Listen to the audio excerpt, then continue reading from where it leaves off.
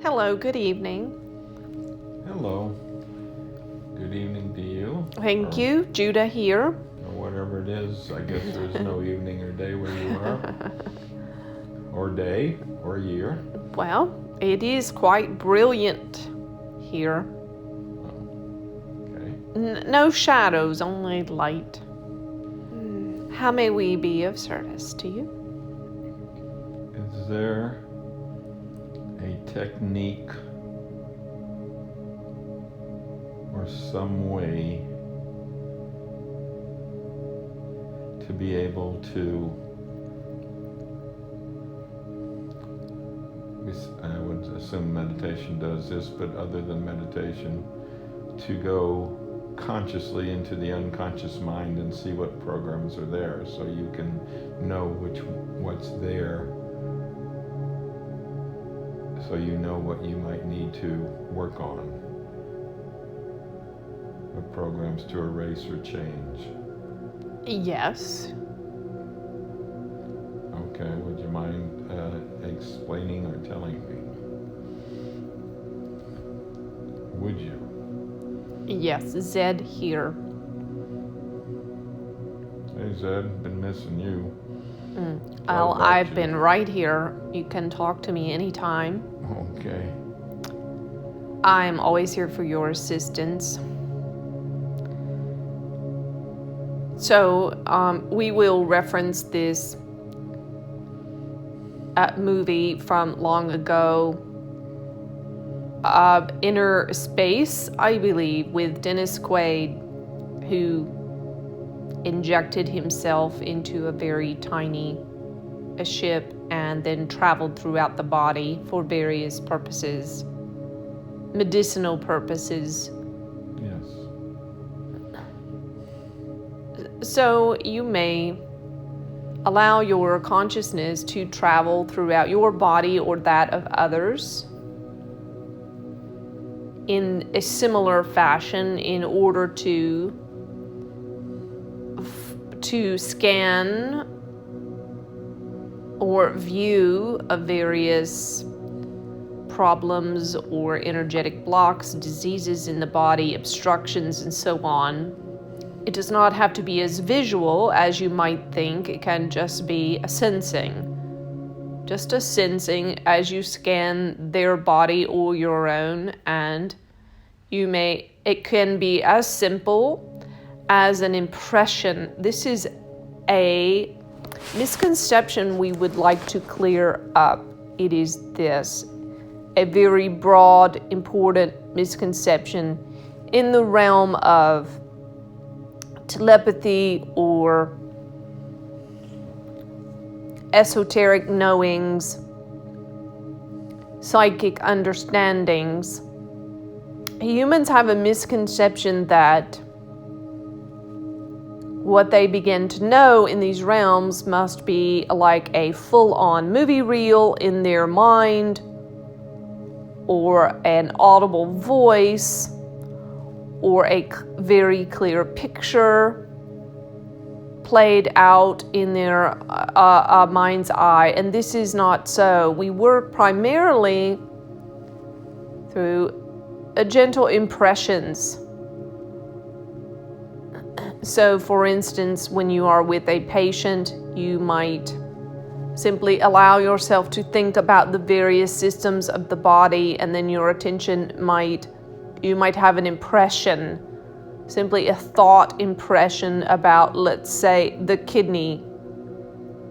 And then as you focus there, you will begin to have more thought impressions that are more specific in nature. And that is all that is required to gain the information you are looking for.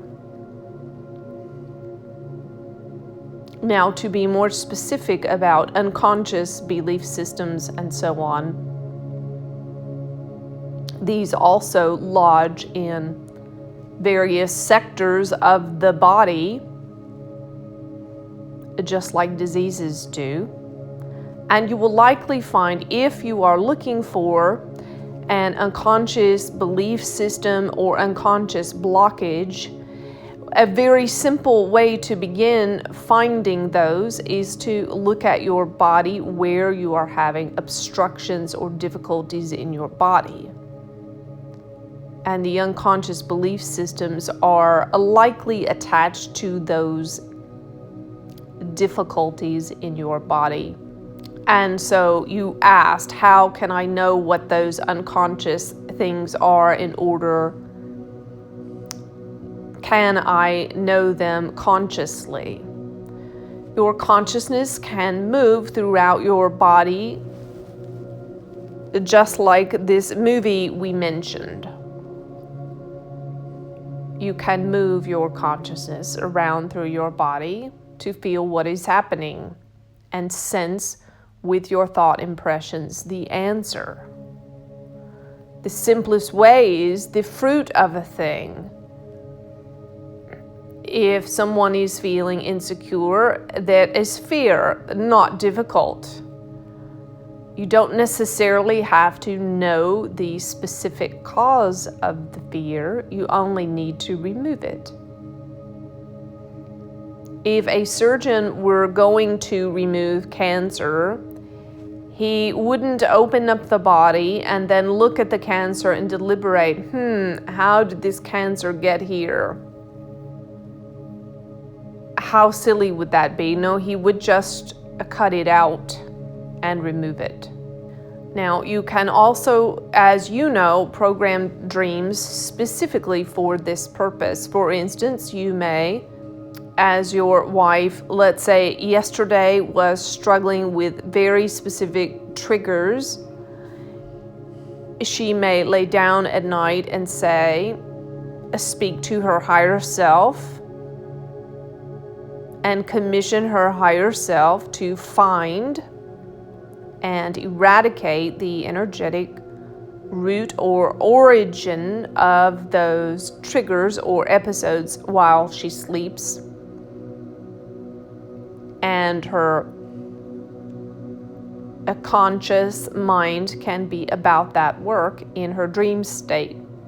It is not necessary to be awake or to remember all the details and so on. Any further questions about that? Yeah, well, when I took Silva Mind Control long time ago, that was one of the techniques they taught us. I'm not a very good visualizer, but I never really got real good at scanning bodies, but my intuition's pretty good. But I know I can look at the symptoms I have and I can pretty much come up with a reason, but getting rid of the program doesn't seem to be that easy. Whereas like if I could take my consciousness into my subconscious mind, if I could take the light into the darkness, if I could make that program conscious, then I could get rid of it. So I know the consequences of a program, but I may not know the exact program, and I don't know if you need to know, but it's like, if something is going on, is it because a doctor told me when I was 8 years old that my knee was going to hurt or give me problems later on in my life? If my knee was bothering me and I know, okay, so it has to do with something, some kind of unconscious program. Yes. How do I find it out? Whereas Yes. if I go into my unconscious mind, I can say, oh, here's the program, and it's because this doctor said this to me. Yes, well, you may have that information, and that is fine. Sometimes it comes, but it's not necessary. It can be as simple as this. You lay down on your bed at night and you say, higher self, I ask you to find the origin of this knee pain and treat it and do a radical transformation in past, present, parallel, and future realities in regards to my knee. Yes, good. That's the kind of thing I was looking for. Yes, and so And also, because you are busy and there are things you can ask during the day that we would tag and treat that. You may say something like, let's say you're busy during the day, you notice your knee is hurting. You say, I ask my team, my high vibe team, specialist team, to please tag and treat this knee pain this evening. Tag it for later. Tag it for treatment tonight. Or your higher self is just as effective. You see, anything that we say to you, myself or any other beings that visit through this time of channeling, as you know, is not meant to supersede or override your higher self. It is only meant to illuminate your higher self's directives and support them and add some power to them. So your higher self is effective for this work, and of course we are always willing to assist. It's very similar to, we will use this metaphor, if you go to the doctor, an MD for a certain ailment that is typically sufficient. That would be, let's say, your higher self being the MD. And then sometimes you need a specialist in an area. That would be a spirit guide, you see. Your guardian angels are more like the nurse. They are there to guard and care and look out for you very consistently, overshadowing and staying very close, you see, and working with your higher self. But a spirit guide such as myself and other alien races are usually called in for a more specialized task. Does that make sense? Yes. But you see, it takes a team, just like when you had your surgery, you need a very skilled surgeon, you need an anesthetist, you need nurses, you need the care of your family. You see, you need a team. And so there are teams available in etheric realms for you now, for anything that is of concern to you, physical, emotional, or otherwise. And so going back to the example, let's say you experience a pain or distress of some sort during the day. You are busy. You don't have the time to stop and address it. You simply say, hello, to my team, would you please make note of this so that we can address it later tonight? And they will tag it, much like you would tag the ear of let's say, a bovine, in order to identify it, you see. Yes. Because there are billions of constructs in your mind and trillions of cells in your body. And so we will tag it so that it is not lost then amongst the myriad of things going on in your mind or your body, so that we can find it and address it later, you see. Yeah. That is why we use this word tag and treat. So, let us give you another example. Well, first, we think you know this, but just reminding you that things that are manifesting in your emotional state and mental constructs are uniquely tied to your physical ailments. So if you can deal with the physical ailment, you can alleviate the emotional part. If you can alleviate the emotional part, you can heal the physical ailment. So it doesn't really matter which way you go about it. So another example, let's say that you have an encounter with someone, let's say at a store, and you react in a way that's surprising and unique for you, perhaps troubling, and you wonder, why did I respond in that way? And so you may say in that moment, "Hello team, please tag and treat this later." And so you can, when you ask them to treat, you want them to treat the origin, the root, and do a radical transformation of that thing and completely rewrite the story around the happening in the past, present, parallel, and future selves, you see. Yes. So, for instance, with this vessel who has triggers around abandonment, this is very specific happenings that happened in past lives, and then because the trauma was never treated, she repeats them in each lifetime, and so they're compounded and very deeply rooted. And this is why they're easily triggered. And there are very specific triggers, and they are very specific because they are mirrors of instances in past lives that were the origins of the abandonment, you see. Yes. And so when the triggers begin, she may say,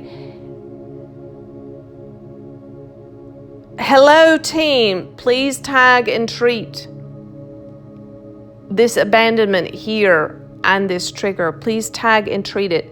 Do a radical transformation, uproot all the tendrils, and do a massive change history on the past, parallel, present, and future impacts of this root."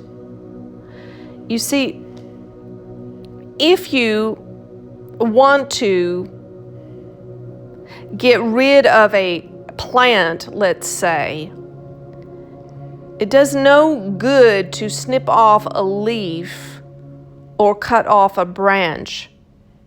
True? Yes. You must dig up the entire root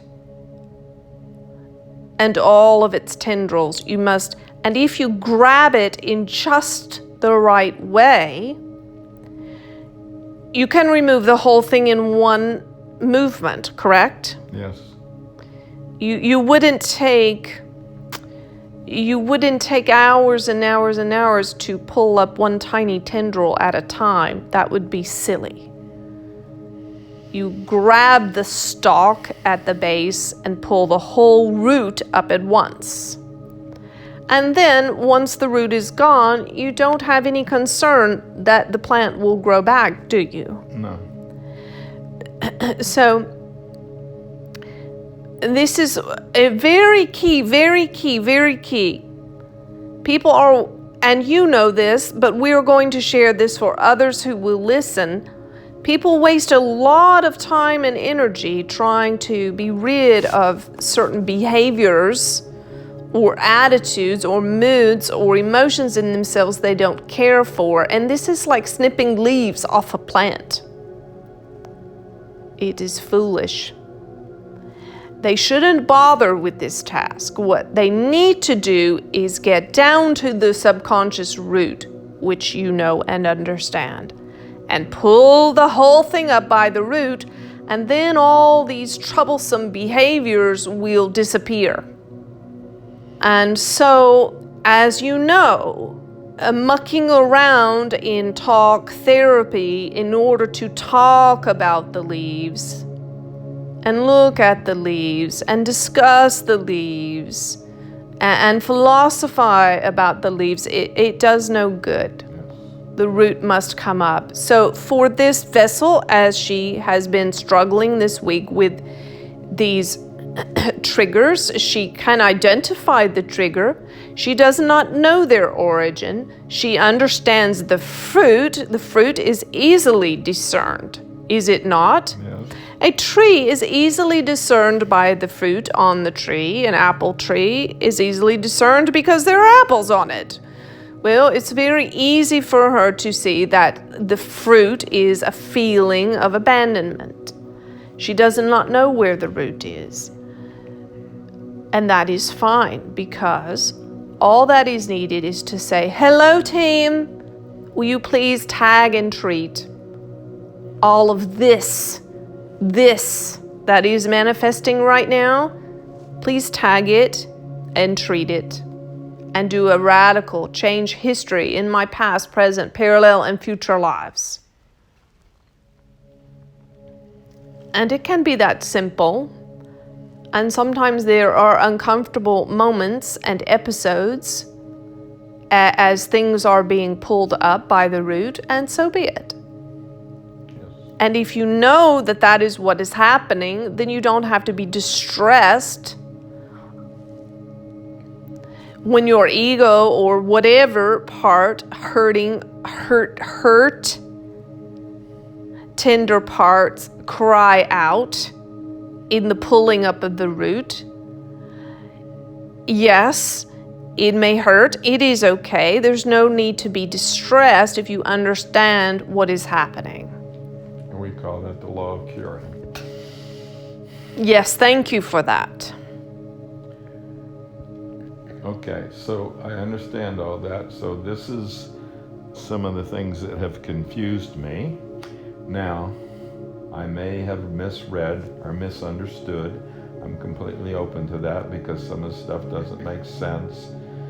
I think I automatically believe that anything that comes through the vessel's mouth is the truth, and I have to I think I need to remember and learn that there are different perspectives. So when I once was questioning about some particular pain or injury, I was told that it would help me be more compassionate. I was told that my body was wearing out and there was nothing you could do about that.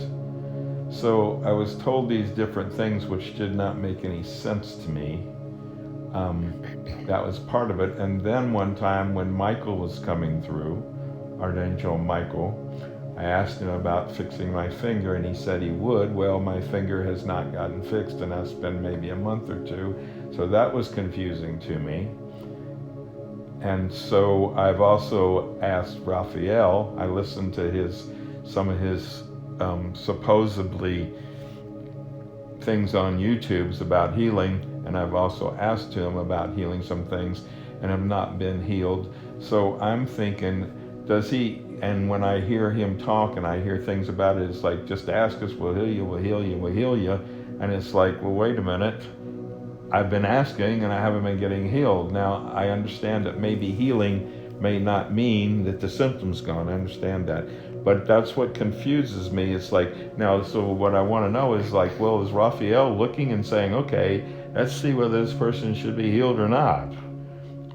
And maybe, for not in a punishment way, but maybe, okay, there's a lesson that he needs to learn.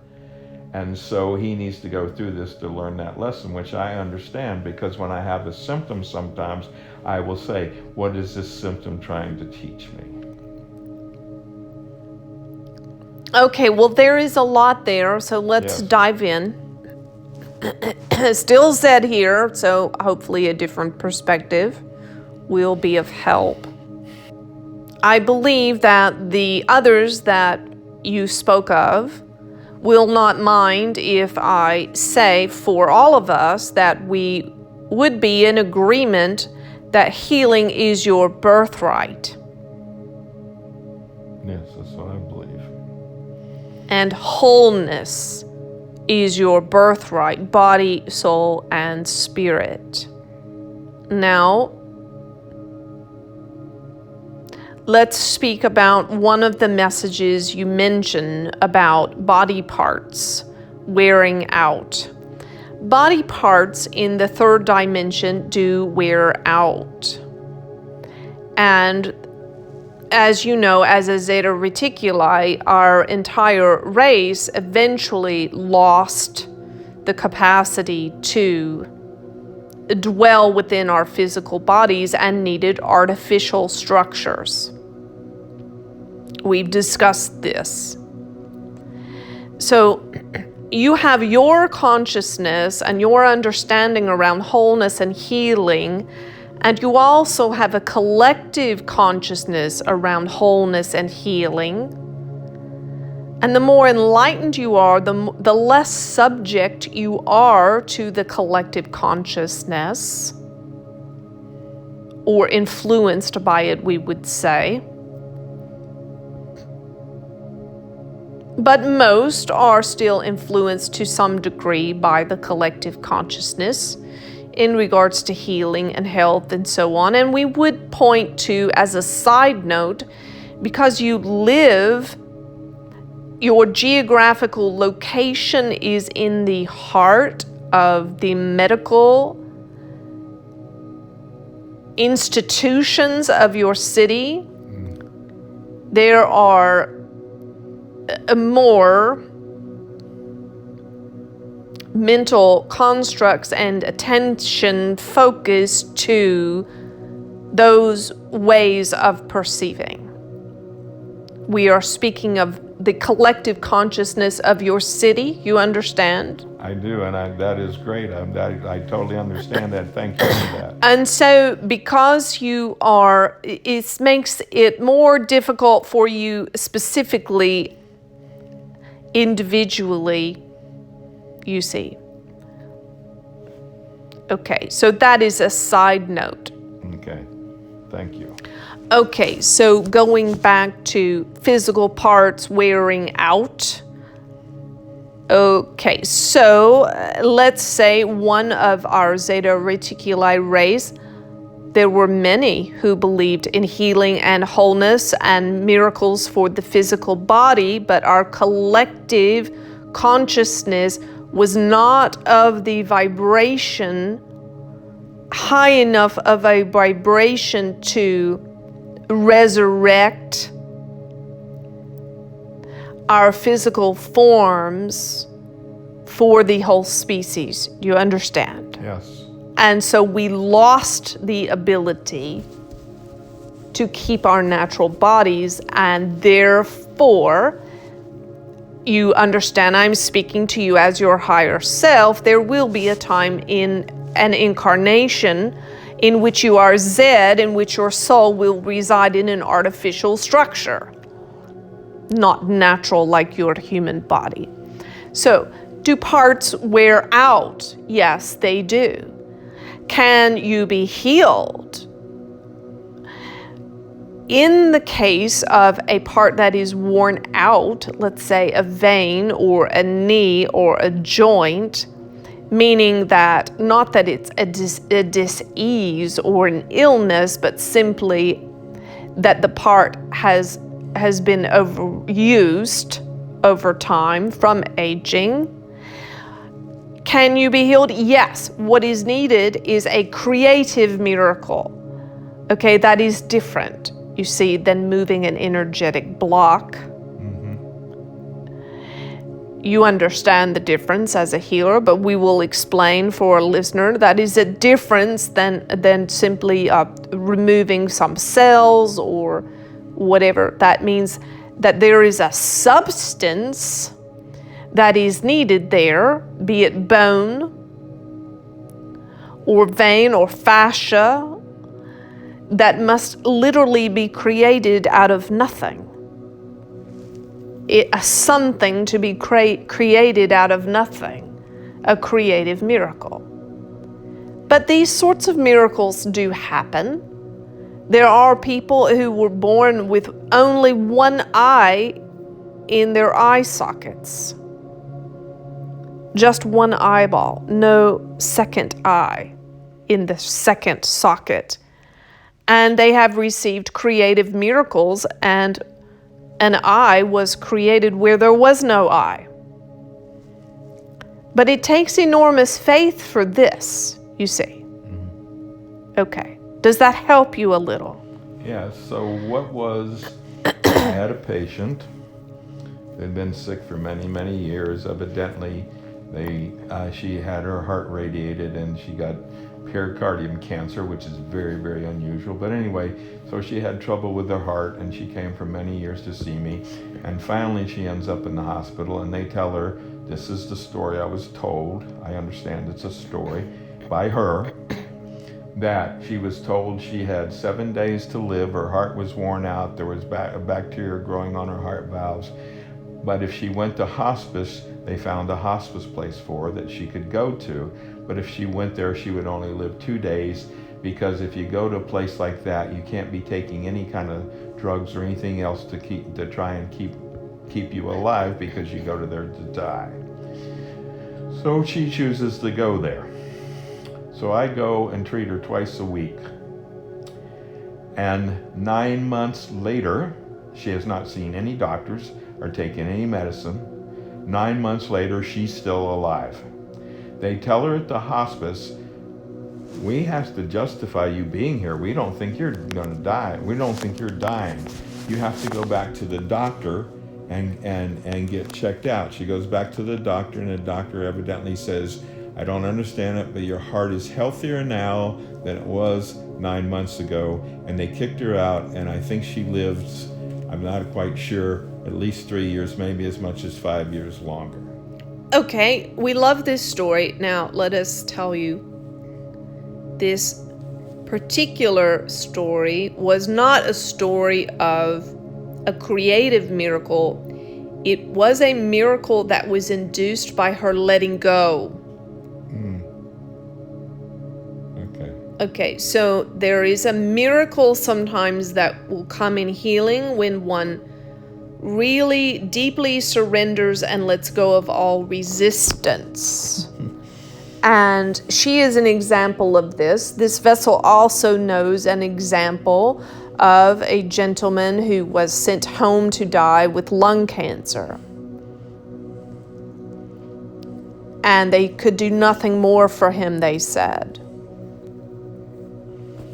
Weeks and months passed and he was not dead, because he had just simply gone home and let it go. He said, oh, well, I'm going to die. That's that. And so all the resistance, he let go of it, and his body began to heal as a result. And when he eventually went back to the doctor, the lung cancer was completely gone, 100% gone. So we've given you two paths here to healing. The one is the letting go, when the resistance is removed. We spoke to you about creative miracles. Now, for creative miracles, you are having to create material substance where there is none. Yes. This is magic, you understand.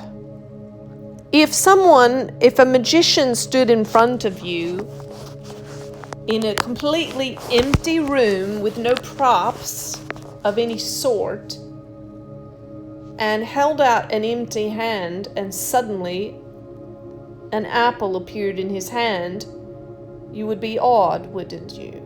Yes. Okay, this is what is required for a creative miracle when your parts are worn out, you see. Yeah. This is some real magic. And one thing we would recommend for this sort of miracle, you see, this requires some real focus and intent, sometimes over time. You can't, if you let down your guard and get discouraged or distracted or negative, then you will lose your momentum on creating the miracle. So we would recommend, if you have such good friends as these, that you ask determined friends to imagine. This is where you use your imagination. Imagine the creation of what you are needing. If you are needing a new vein, if you are needing a new kneecap, whatever it is you are needing, if you can gather focused friends who understand the power of intention and positivity, and they can join with you in imagining the creative miracle, you can have some more success there. Are we talking about friends in 3D, or are we talking about friends from anywhere? Well, we are specifically speaking of 3D because, yes, your high vibe teams, specialist teams can help, but understand that when you're talking about this sort of miracle, you are needing to manifest it in the 3D realm. Yes. So 3D friends can be of help there. Okay, so explain this to me then. I get the part about surrender. And are you saying that everybody that is sick, if they were to surrender, they would heal themselves? We are saying that is one path to healing. Okay. So, one path. Okay, because Joe Dispenza evidently broke his back in 7 places by being run over by a car and was told he would never walk again. That was a creative miracle of imagination. Okay. You understand? He created bone in the 3rd dimension with his imagination. Right, he imagined it over and over. And there was very, very intense focus involved. Yeah. Very intense focus involved. So let me ask you another thing then. So... and we want to say, pardon our interruption, we want to say that it was not without great difficulty and pain. No, I know he struggled. I don't think I ever would have had the ability and to he do what struggled he did. to maintain the focus that was required, but in the end, he was successful. Yes. Now, please proceed with your question. Okay. So, when I was first told about my heart and told that I could have open heart surgery, I said no. And I don't think I really wanted to do it. And I felt like there was a way to heal it. And it's over now and it's fine. It was fine. It was no big deal. It wasn't that bad at all. But so I'm wondering, would that have been something if I would have just said, the hell with it, I'm going on with my life, that I might have been fine? I think I would have lived many, many, many more years. That's definitely within the realm of possibility. Okay, but there's no way of knowing? No, and you changed the trajectory of your life through the act of the surgery. Yeah. And you definitely extended your life because your physical parts there, see, your heart was in excellent shape. It was the arteries that were basically just old. And so you extended your life by extending the age, potential age of your arteries there. Okay, but I hear stories about doing things like if I would have visualized these little things going in my blood and going up through the artery and chomping away at the calcium deposit or the plaque and dissolving it.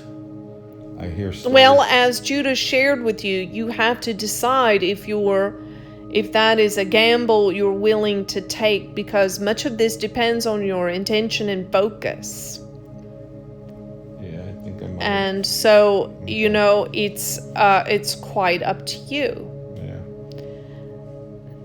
And as we said, there is your contribution as the soul and consciousness that you are to the matter, and then there is the contribution of the collective mindset. As I shared, you see, part of the reason why I am the one giving this talk to you rather than another entity is because, as I said, being a Zeta Reticuli, as a collective, we lost the ability to reproduce and dwell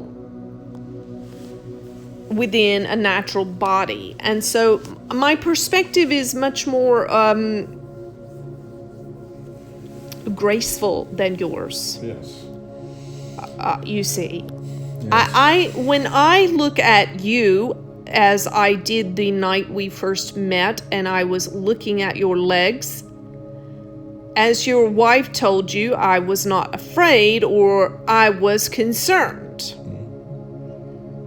Now, you see, I have a different perspective. I am a specialist in this area because of my collective experience. And I do not feel the, let's say, aversion that you do to medical practices. Not all. I'm speaking of some that are reparative and restorative, because obviously I dwell in an artificial body. So why would I have an aversion to such processes if they can support the soul and the life? Well, I think there's a part of me, it's not a huge part or a little bit, of me being a little disappointed that I didn't go for it, that I didn't not do it and see. I didn't have the courage to see if I couldn't do something about Well, I'm just going to interrupt you and say that I think that this is an irrational expectation that you have of yourself. I feel that when you cross over in death and you review your life, you will have a different perspective. You will look down at the mindset and culture of which you have been a part in this lifetime, and you will have the understanding that you were extraordinarily courageous and pioneering in regards to healing, rather than seeing yourself as having a deficit as you do now. Okay. So then the one other thing that I don't know, I think it annoys me, and certain things happen that I told from people on the other side. Like, I thought that when I was talking to Michael and I got, is there anything I can do for you? And I said, heal my finger. And he said, okay, or something like that. And it didn't get healed. Okay, if he would have said, I'll look into that, or something like that, then it would have been, okay, fine. But when somebody says, okay, I'll do it, then that bothers me. You know what I mean? I mean, does that make sense? Yes, because you have integrity is very important to you in communication. Well, we will let you discuss that with Michael. But before, we would like to then address the other concern you had about the entity who said that sometimes you are allowed to suffer in order to develop compassion. So you understand there are many obstacles to people's healings. And so your experience of having obstacles to your own healing enables you to continue on in your search for healing, and also to be compassionate for people who also have blocks to healing. Now, that being is not saying that you should not be healed or you cannot be healed. That being is saying that in the interim, why not use the situation to expand your compassion for others who are experiencing the same? I see, I understand. Yes. Yeah, thanks for explaining that. You're welcome. Shall we hand it over to Michael? Well, I don't know. To be honest with you, sometimes he scares me a little bit. Well, Then I guess this is should. what is coming to us. Hopefully you will appreciate the humor in this analysis. Okay. And since I am your higher self, you really cannot argue. All right, I won't. Okay, well, you're giving something or someone the middle finger. Yeah. And so when you are able to stop giving this something or someone the middle finger, your finger will heal. So think about what it is that you are angry about. Well, it's a funny thing, but yeah, I understand what you're saying, and that's probably true. The funny thing about it is that people give each other the finger all the time, especially driving, and I never do that. I don't do that. Well, but your insides, Right. your interior life, Yeah. your frustrations about your health. Right. I get that. This analogy. You understand. are giving God the middle finger. God? Yes. Oh. Because he has not healed you. Oh. Well, I don't know. We won't tell you. You talk to yourself about it. So we will leave it at that and let Michael have his say when he is ready. Yes, I pretty much know what the underlying issue is, which I've started working on that. Has to do with impatience and getting angry with slow drivers and slow people that take a long time to do things, etc., etc.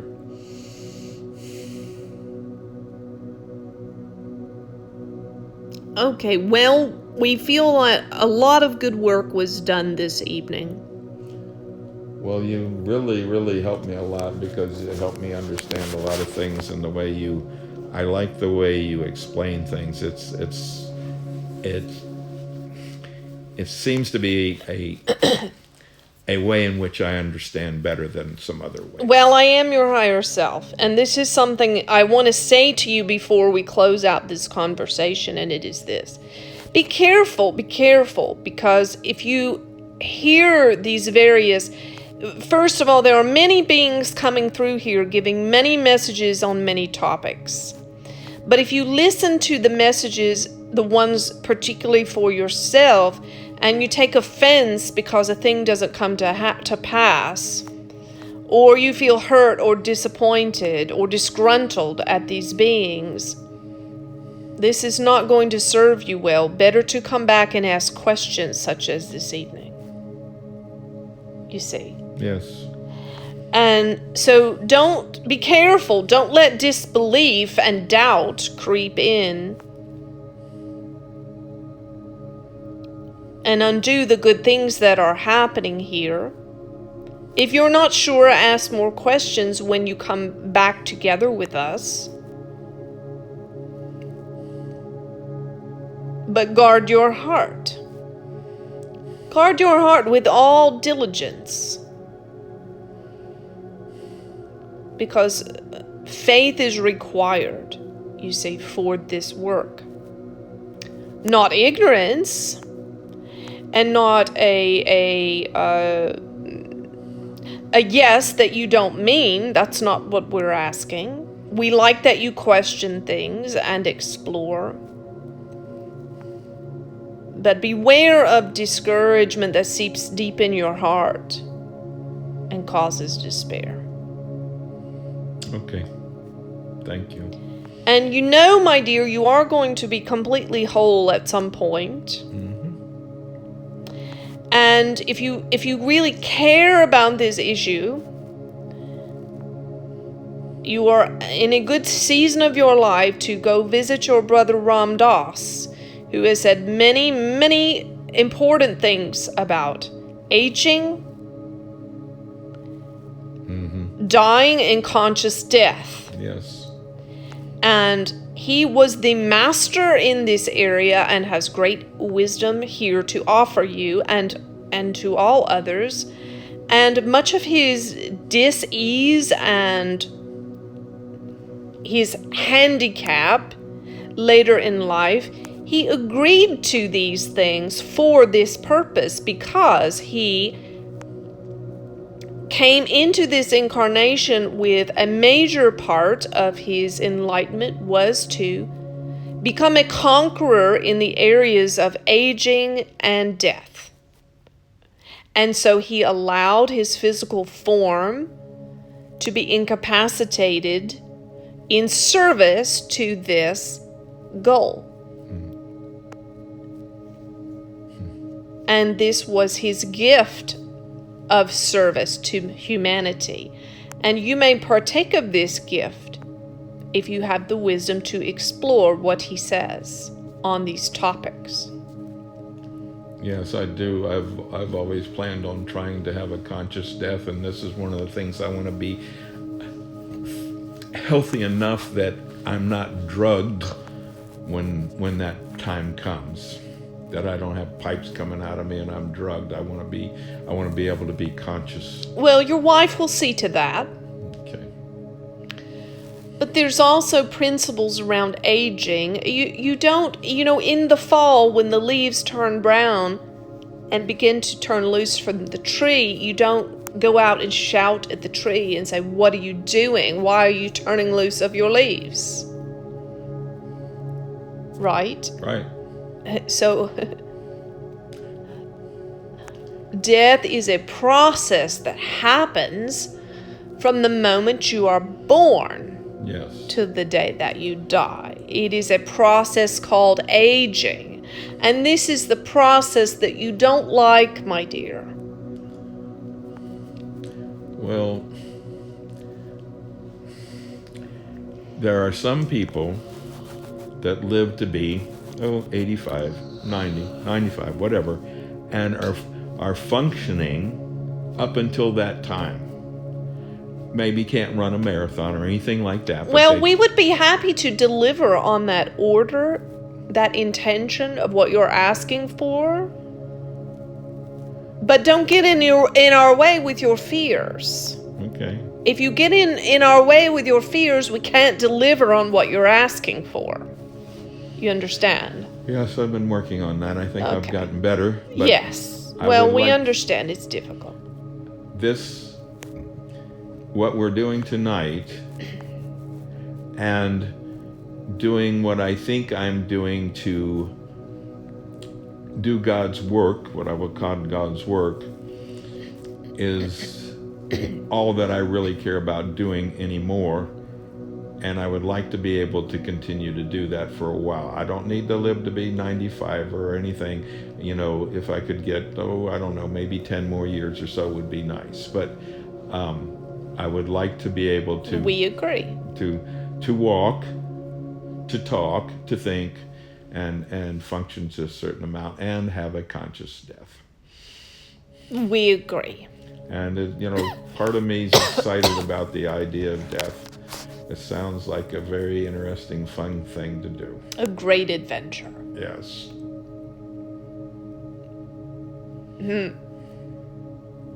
And your brother Baba Ram is waiting there at the campfire for you. Good. I'll be very, very happy. And he says, get busy and read his book on conscious death and conscious aging. Oh, I didn't know there was something. Okay. All right. Okay, enough for tonight. We will wait for Michael's diatribe on your finger for another time.